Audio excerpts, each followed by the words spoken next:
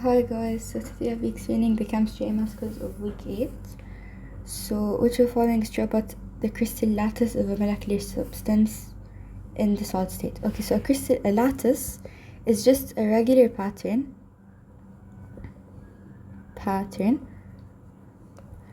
of molecules or ions or atoms, depending on the substance we're talking about. But here, since they said it's a molecular substance, it's made up of molecules. However, if they said that it was an ionic substance, let me write it, ionic, then it would be made up of ions.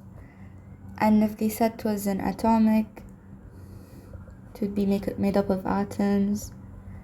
And network, it would be made up of atoms. And finally, metallic, it would be made up of atoms. Okay? But again, because since they said it's a molecular substance, it's going to be made up of molecules. Which of the following are true about a lattice structure? Again, lattice is just a regular pattern of atoms or ions or molecules depending on the solid that we're talking about, and it's 3D. Okay, so 3D designates positions of ions in ionic solid, designates atoms in atomic. An amorphous solid, no, we didn't take that. Designates molecules in solid crystalline, that's correct. So these are correct except the amorphous solid. An aqueous solution of HCl is added to lumps of CaCO3. Which of the following is an expected observation? Okay, so we have HCl, which is an acid, and CaCO3. So this is basically acid and metal carbonate, right? If you remember the access method rules, whenever you have an acid and metal carbonate, we get CO2 and H2O. So an expected observation would be bubbles of gas because of the CO2. Bubbles of gas, or formation of bubbles. And then the net ionic equation, again, would be H2O and CO2. Locate the correct physical properties of metals. Metals, they are conductors, have high boiling and melting points. They are shiny, ductile, and malleable. Look, they are conductors because of the free electrons that they have. The electrons, they carry the current and then pass it on. They have high boiling and melting points because of their strong attractions between their atoms. They're shiny because the electrons in the metal, they take in light and then reflect it as shine. They're ductile because ductile means they can be rolled up into wires. Malleable because of their structure. Because it's lattice, and it looks like this, cations, and then around these cations, we have free electrons. Okay, and they're non-directional, which is why they're malleable. Non-directional, they don't have a specific direction. And again, malleable, they're not brittle, if you hammer the metal, it has a dent, صح? It doesn't just break. So, good conductor, high melting points, malleable, and ductile. Substances such as F2P4 and S8 are molecular having, okay. Look, since, let's make an example, like F2, F and F. So, it's molecular, right? So, it's molecular, okay. So whenever you have a solid that's molecular or atomic, it has weak attractions. What does that mean? Attractions. يعني the forces between the F and F, I don't need a lot of effort or work or energy or heat whatever to break it, صح? Because it's weak. That's why it has low boiling and melting points. Okay, so they have weak attractions and they have low boiling and melting points. Low. Select the elements that are found in network structures. Okay, we have 3. Graphite, which is 1 carbon atom attached to 3 other carbons. And then we have diamond, which is 1 carbon atom attached to 4 other carbon atoms. And then we have silica, which is SiO2. Okay, so graphite is the only network solid that conducts electricity. Why? Because صح carbon is group 4, so it has 4 valence electrons, and each electron needs to get bonded. So this one got bonded to another C, this one got bonded to another C, this one got bonded to another C, but this one stayed alone. So this electron is free. Since it's free, يعني it's free to move around, صح? It's free to move around to carry heat or carry current, which is why graphite is a conductor, while diamond and silica are not. Okay, so let me just draw them again. We have this is graphite, and then diamond, and then silica. So select the elements that are found in network structures. It is carbon, aluminium is not here, silicon is here, Na is not here, so it's just carbon and silica.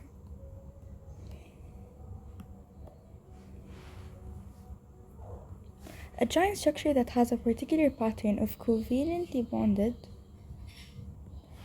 atoms is called a something solid. Now here, since it's a giant structure and particular pattern, يعني lattice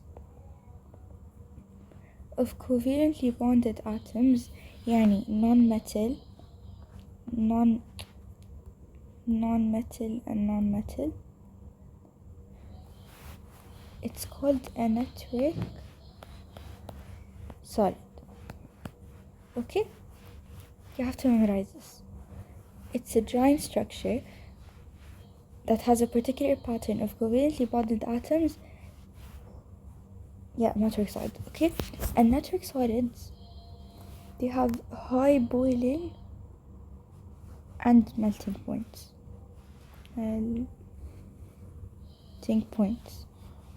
Okay, so network solid.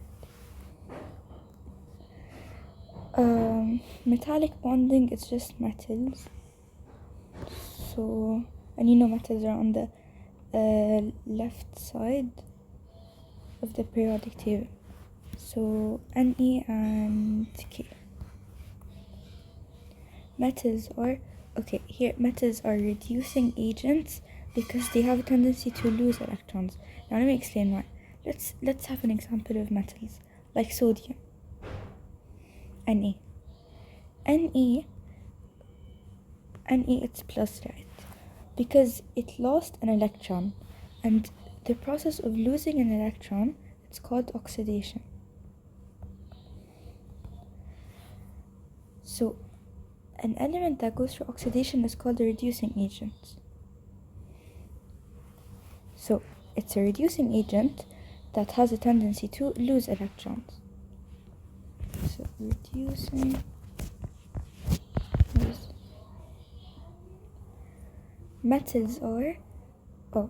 Metals are lustrous and malleable. They have high electric conductivity and high thermal conductivity. So let me explain why. Lustrous يعني shiny. Metals are shiny because the electrons in them, they absorb light and re-emit it and return it as shine. Okay? And they are malleable because of its lattice structure. So metals are like this, like they have cations and then free electrons moving around. Okay, this lattice structure allows it to be malleable. And when you hit it with a hammer, it doesn't like break. It just has a little dent, and you can bend it without it breaking. Okay. And they have high electric conductivity and thermal conductivity due to its free electrons or delocalized electrons. Select pictures that represent thermal conductors. Again, I said graphite is a conductor, gold we know it's a conductor, and brass conductor. Look, for some reason in the answer key, graphite isn't an answer, but so I asked my teacher and she said, yeah, graphite is supposed to be an answer. So if it comes in the exam, select graphite. But just for the sake of getting all of this right, I'm just not gonna select graphite. And then here again, since they're all correct. Okay.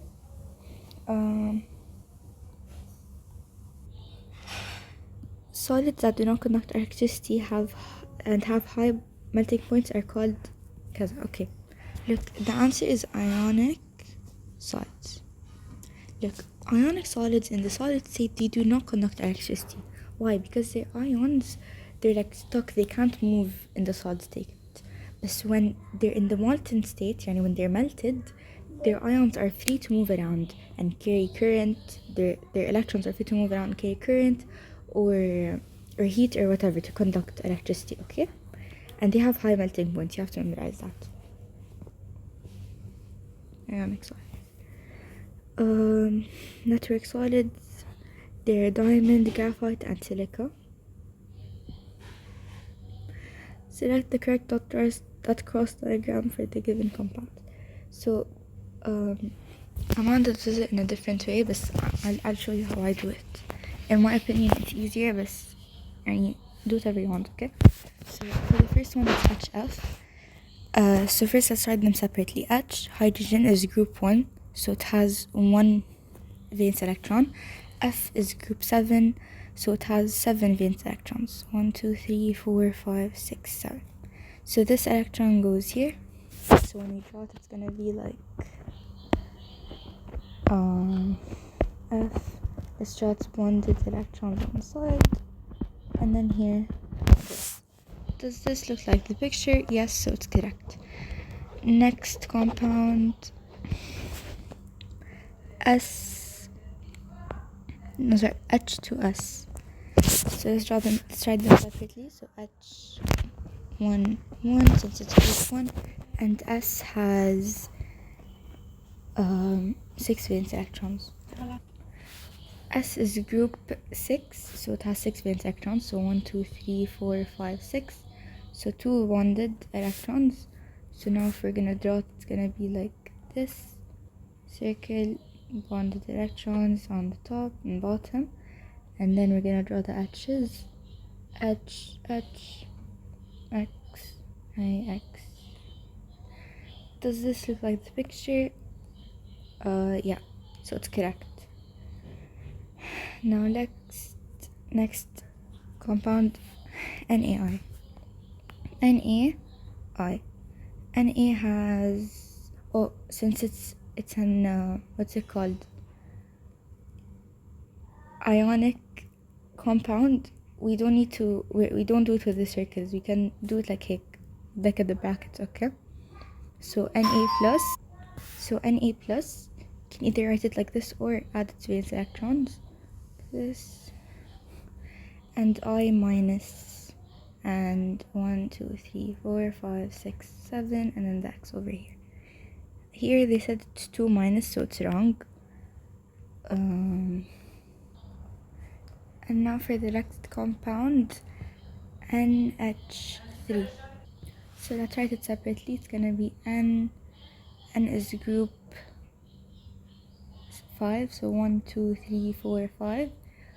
1 bonded electron, and then H is group 1. We have 3 H's, so it's like this. Here, and then here. So now if we draw it, it's gonna be like this. 1, 2, H, X, O, X, dot X. Okay. Does it look like the picture? Yes, so it's correct. Now next, the last one, MgF2. So Mg, oh yeah, it's ionic, so we can just do the brackets.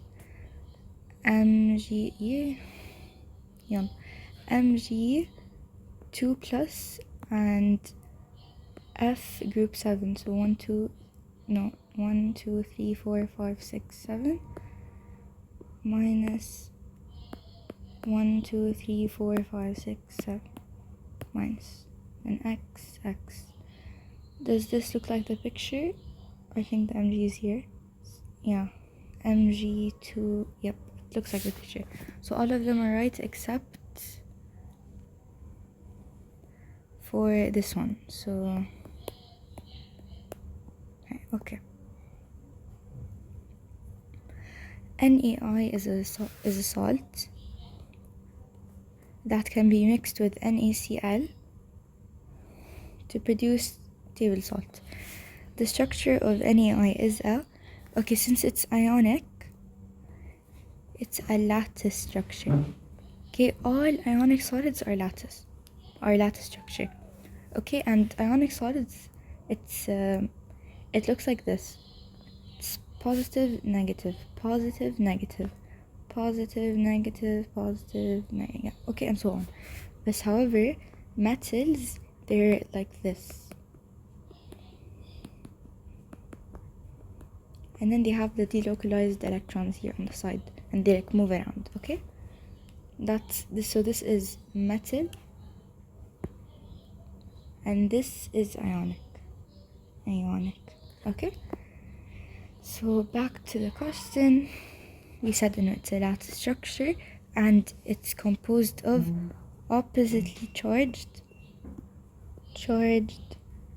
ions. Since it's Na plus and I minus, they have opposite charges. And then the last part, the type of bonding that holds NaI in a structure is ionic bonding. Why? Because it's an ionic solid. Okay, so it's lattice, has oppositely charged ions, and has ionic bonding. Diamonds and silica form giant 3D structures.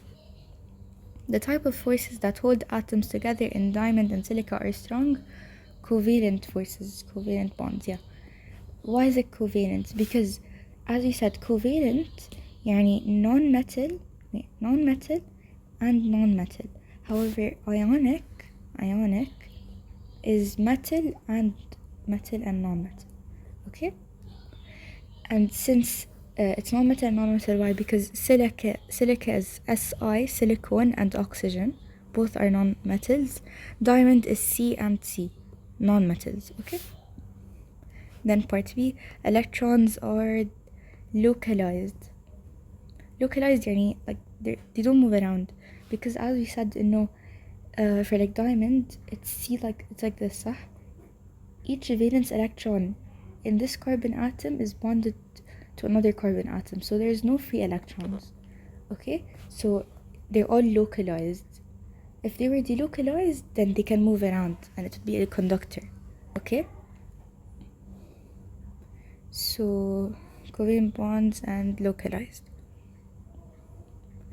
In a simple model of metallic bonding, a metal is pictured as made. Read again. In a simple model of metallic bonding, a metal is pictured as made of areas of it's anions and C of delocalized valence electrons. Cations. Because صح, we said the picture it looks like this, صح? Cations. And then we have delocalized electrons all around, صح? And that's what they mean. Okay, here the something is due to the in metals, صح? Yeah. The something is due to the special way delocalized electrons can absorb and emit light energy. That's luster, which means shine.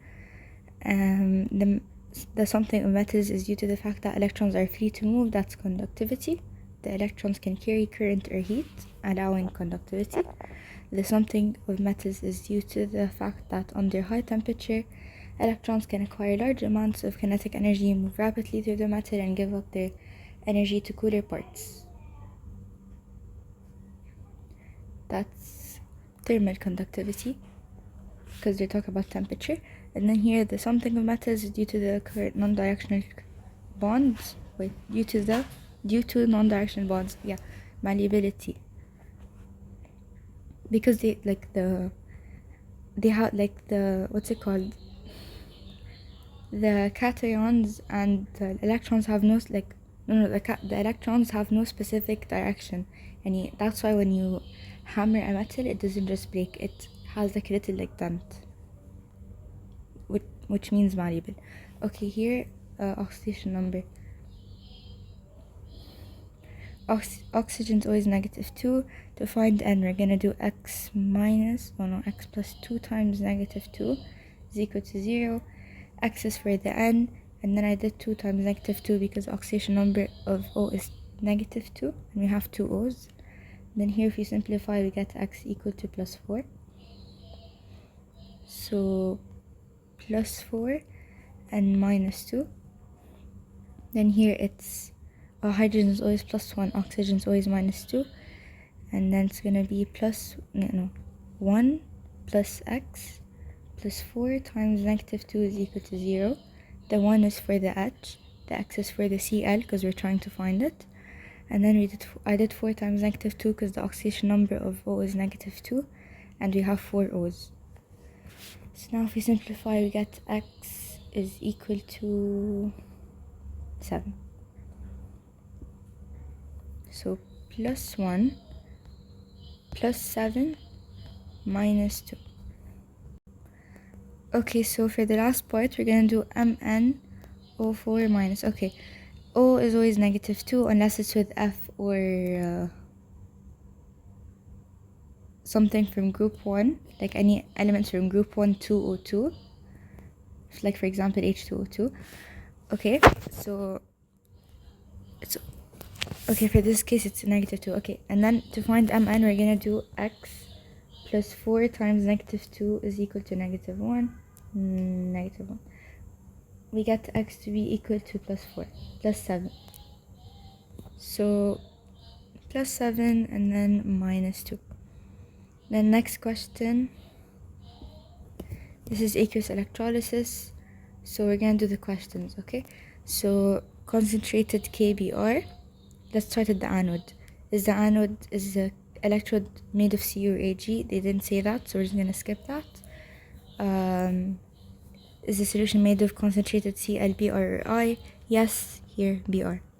So we get Br at the anode, Br2. And at the cathode we get is the solution made of Cu or Ag? No. So we get H2. And then here, let's start at the anode again. Is the electrode made of Cu or Ag? No. Is the solution made of concentrated Cl, Br, or I? No. Here they told us it's dilute solution of Cl. So we get H2. O2 at the anode. And at the cathode, is the solution made of Cu or Ag? No. So we get H2. And then finally, last one, is the electrode made of Cu or Ag? No. Does the solution contain concentrated Cl, Br, or I? No, so it's O2. And then here we're gonna get, is the solution made of Cu or Ag? Yes, we have Cu, so we get Cu at the cathode. So okay. Br, H2, no. Cu, H2, O2, O2. Okay. Okay, here it's molten electrolysis. So whenever we have molten electrolysis, right on the side, cathode has metal and reduction. Anode has oxidation and non-metal. So here we have CaF2. So at the cathode we're gonna have Ca.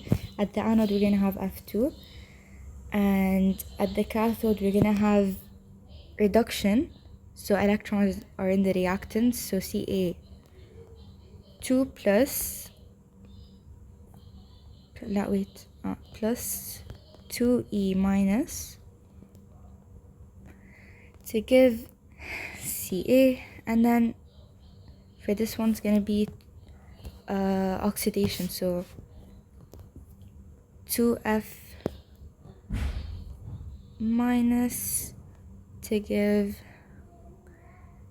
f2 plus 2e minus. Okay, bismillah.